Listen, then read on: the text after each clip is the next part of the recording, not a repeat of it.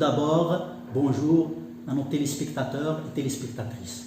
Je voudrais dire en préambule de cette intervention, comme le disait Pascal, vérité au-delà des Pyrénées, erreur en deçà, et que ma foi, ni ma petite personne d'une part, ni autrui d'autre part, quelque concluant que soit notre savoir, ne saurait être la source du droit ou la source de la sagesse ou de la loi inébranlable et inaltérable. Et j'ai envie de dire également que ma contribution n'est point importante par rapport à la cause algérienne. Je ne suis qu'un cri, pour reprendre un peu Jacques Brel, je ne suis qu'une particule, et j'estime qu'elle soit élémentaire. Eh bien, je peux dire que le problème central d'une économie sous-développée telle que la nôtre demeure son incapacité de transformer ses richesses, sa rente, en de multiples richesses.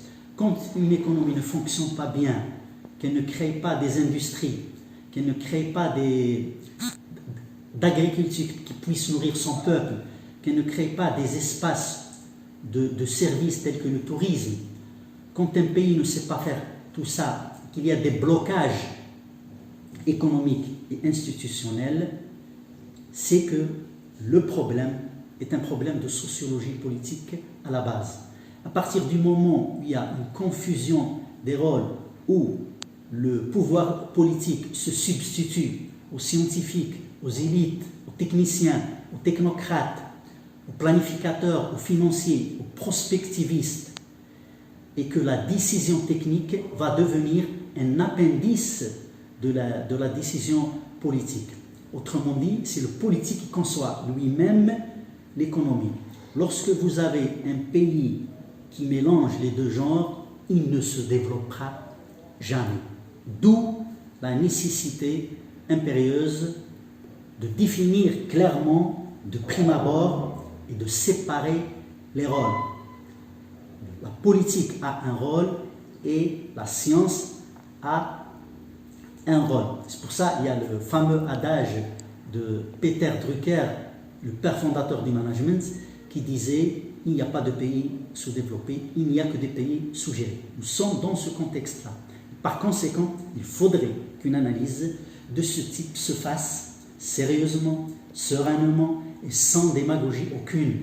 Ça relève du courage politique, ça relève du courage intellectuel pour essayer de juguler et de se départir une bonne fois pour toutes de cette gestion, j'allais dire, hégémonique du politique sur le scientifique, sur l'intelligence, sur l'élite, sur les techniciens, les technocrates, etc. Et à cet égard, je peux dire que les bons politiciens fournissent la vision, les objectifs, les grandes orientations et les mécanismes de contrôle. Ils laissent les scientifiques faire leur travail.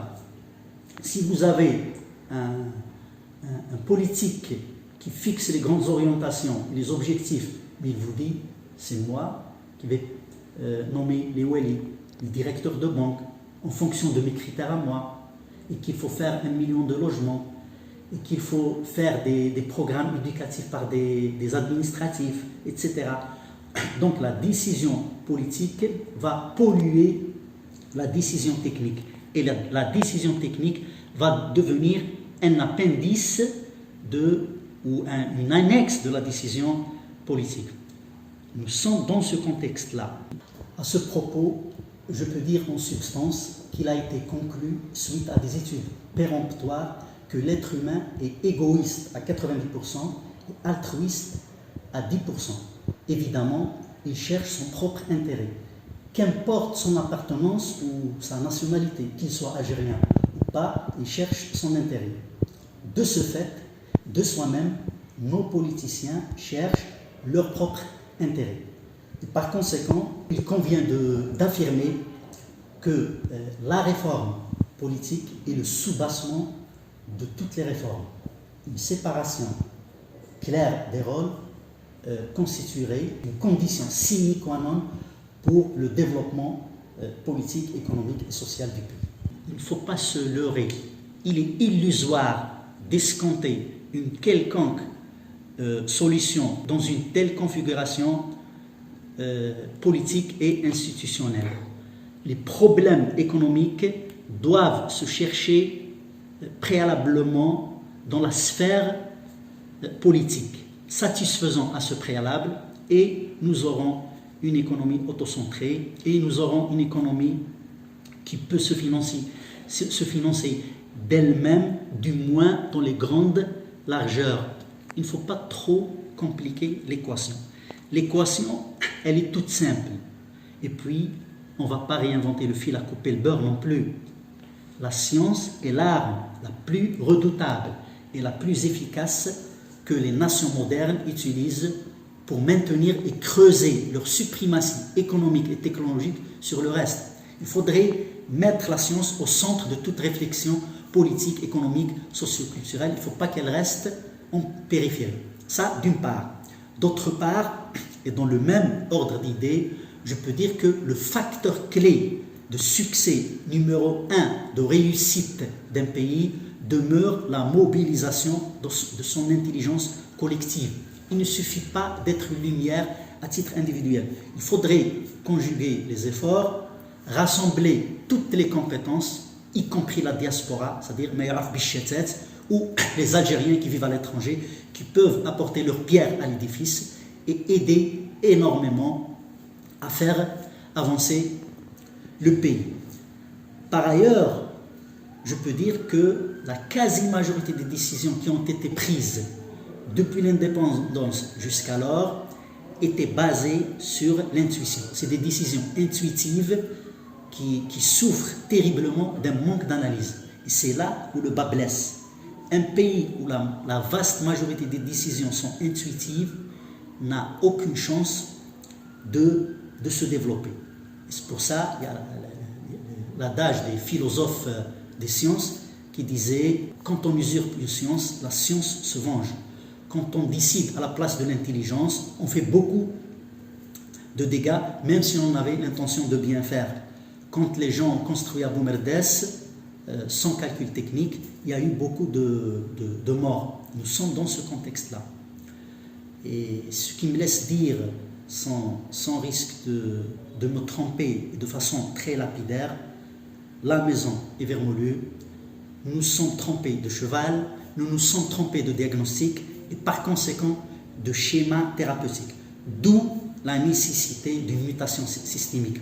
Une mutation systémique constituerait un attribut consubstantiel à ériger une économie de substitution aux hydrocarbures, créatrice de richesses et d'emplois durables, qui garantirait l'épanouissement durable de la société et bien entendu de l'individu et qui nous évitera d'emprunter le chemin périlleux de la dette extérieure et de jouer avec le FMI et la finance internationale. Donc on ne peut pas compter sur une matière première volatile comme le pétrole ad vitam aeternam. Il faudrait transformer cette rente à un moyen de décollement pour assurer une relance économique pérenne et salutaire. Il faudrait se bagarrer en dehors des hydrocarbures. Nous avons un double danger. Le danger des quantités qui sont en train de baisser considérablement et le danger des prix dont l'Algérie n'a aucune emprise sur le marché international. Et puis, nous avons une consommation interne qui est en train d'augmenter. Donc, en 10-15 ans, l'Algérie va devenir un pays importateur d'énergie.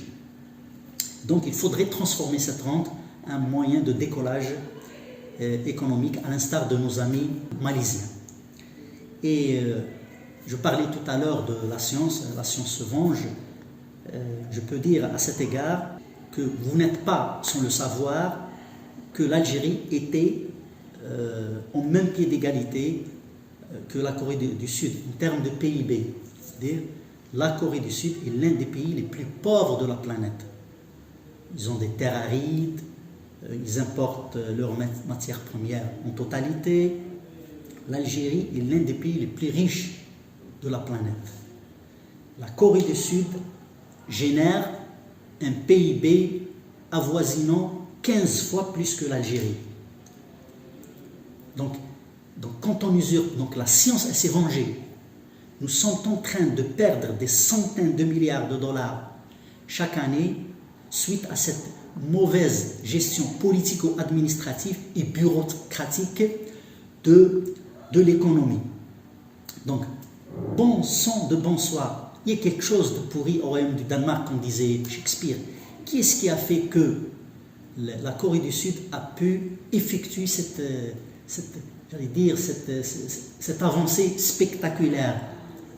Eh bien, les Sud-Coréens ont bien compris la leçon et ils ont investi dans ce qu'on appelle les facteurs clés de succès. En commençant par la réorganisation de l'État. Le politique est dans son rôle, la science est dans son rôle. Ils ont misé sur la mise à niveau de leur université qui vont mettre à niveau toutes les institutions, toutes institutions confondues, le public ou privé. Contrairement à notre université, qui n'est rien d'autre qu'une tour d'ivoire qui consiste à gérer des flux. Ils ont jumelé leur université avec les grandes universités au monde, telles que MIT, Harvard Université, etc.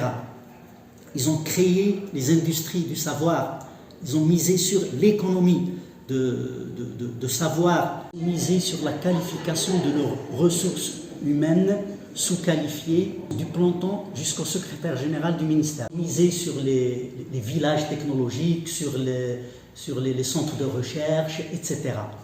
Et puis, troisième point, ils ont injecté du savoir managérial de classe mondiale à tous les niveaux, publics ou privés. Comment peut-on améliorer une wilaya ou la rendre efficace sans les critères de performance, sans les objectifs résultats?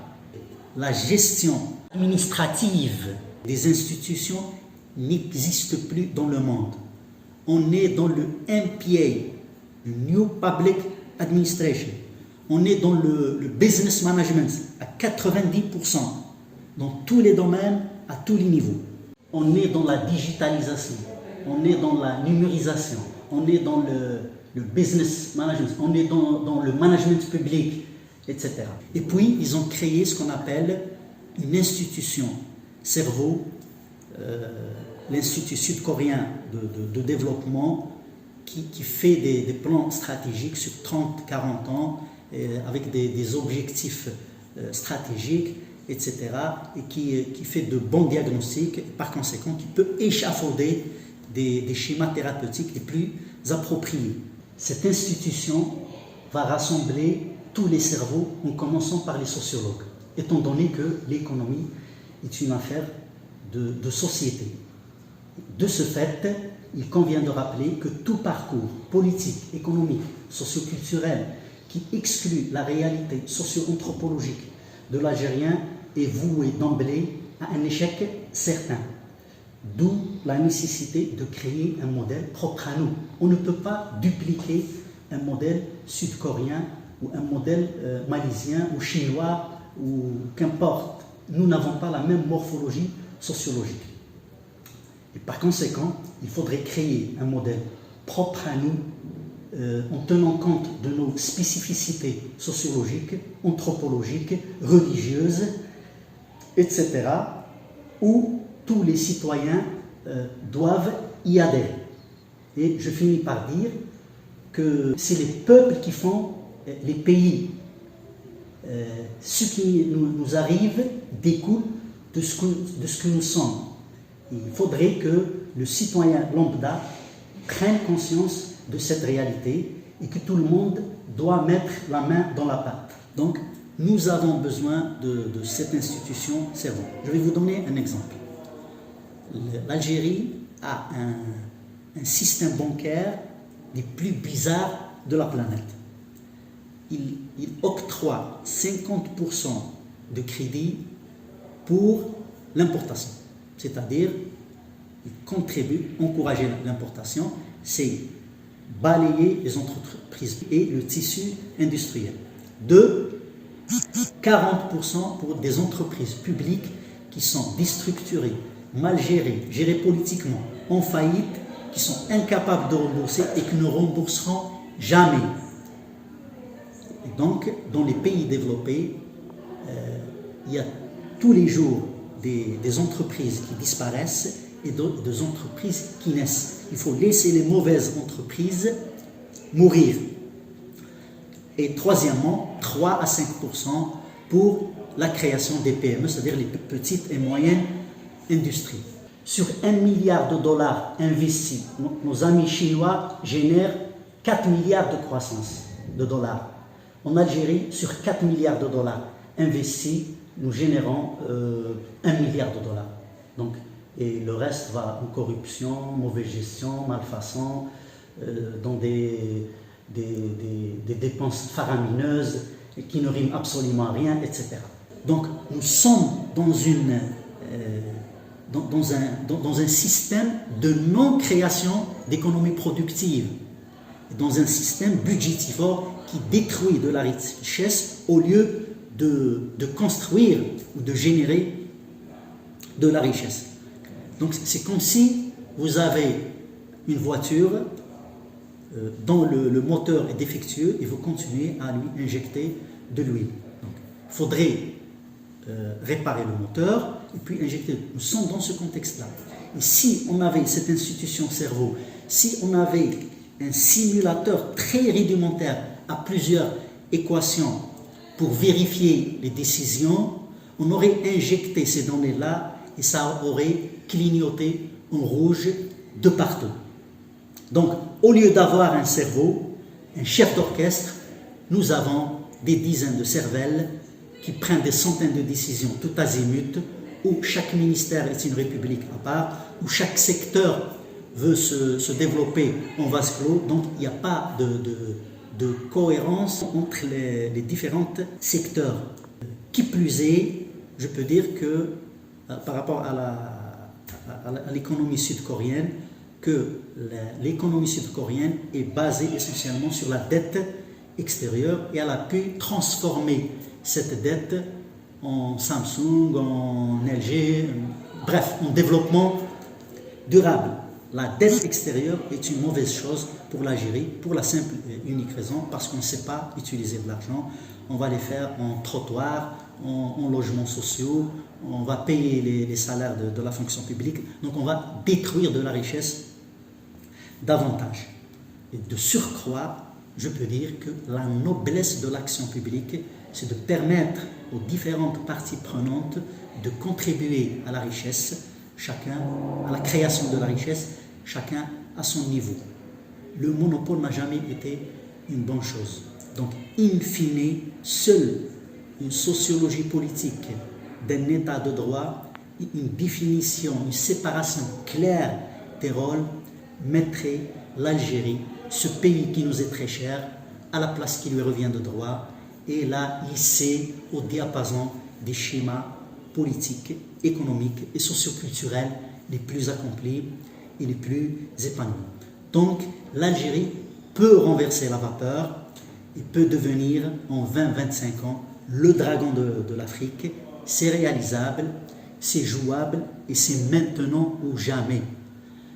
Si par malheur nous reproduisons les mêmes inepties du passé, le pays, la Qaddarallah, pourrait basculer dans un enfer qu'on n'a jamais vécu, même pendant la décennie noire. Il nous reste un peu de temps et un peu de moyens pour nous ressaisir, faute de quoi nous allons commettre les pires crimes et les pires injustices contre notre pays et nos citoyens. L'histoire nous accablera de blâme. Je vous remercie pour votre attention.